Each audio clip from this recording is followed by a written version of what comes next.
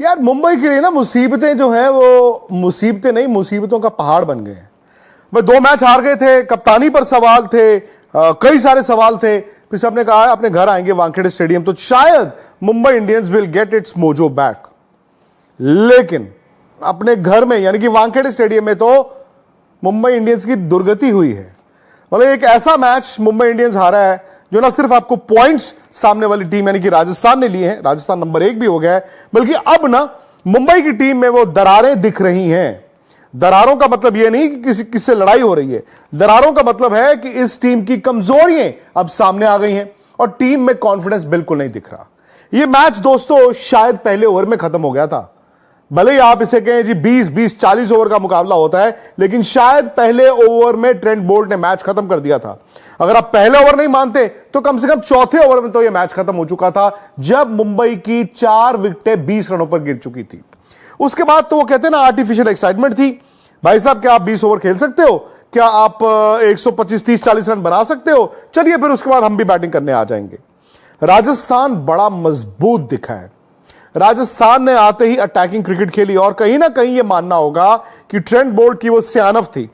Rohit Sharma, Trent Boult, Rohit Sharma की बाकी खिलाड़ियों की तरह लेफ्ट आर्म फास्ट बॉलर की कमजोरी है, और वो कमजोरी है वो गेंद जो लेफ्ट आर्म फास्ट बॉलर के अंदर आती हो। और जो वो पहला बॉल खेल रहे थे ट्रेंट बोल्ट का ये सोच के वो ओपन चेस्टेड थे कि गेंद अंदर आएगा, लेकिन 3/4 लेंथ से ट्रेंट बोल्ट ने वो गेंद उनको बाहर निकाला। खुल गए रोहित शर्मा, कॉट बिहाइंड 0। अगली गेंद पर नमन धीर जो अंदर गेंद आया एलबीडब्ल्यू। और ट्रेंट बोल्ट की तो खासियत है वो एक ओवर में एक तो आउट करते नहीं, वो तो 2 ही आउट करते हैं। और उसके बाद तो भाई साहब पता ही नहीं चला कौन आया कौन गया।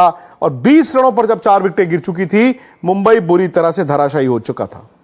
अब सवाल यह है कि हार्दिक पांड्या के लिए क्या होगा। हार्दिक ने आज बैटिंग ठीक की, वो समझ गए थे कि एक डेस्परेट सिचुएशन है, उन्होंने आके 6 चौके भी लगाए, लेकिन मैच में इंटरेस्ट नहीं था। उनको फिर भी फंसाया किसने? यूजी चहल ने। अब इस मैच में ना 2 टीमों की कहानी है और छोटी छोटी बहुत सी कहानियां हैं। एक कहानी रोहित शर्मा की फेलियर की, एक कहानी है यूजी चहल की। 3 मैचों में 10 विकेटें हो गई।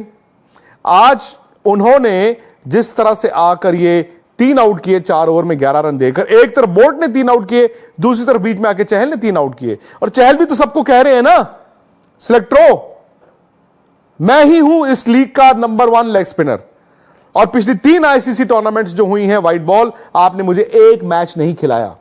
आपने मुझे अभी भी वर्ल्ड T20 के लायक तो समझा नहीं, लेकिन लड़ता हूं। और शायद मुझे लगता है ना कि एक झटका लगा होगा यूजी चहल को जब कॉन्ट्रैक्ट नहीं मिला, टीम से बाहर हुए। शायद वो एक मोमेंट होता है, या तो बिखर जाते हैं या फिर अपनी गेम पर और काम करते हैं। उनकी बॉलिंग में वो काम दिख रहा है।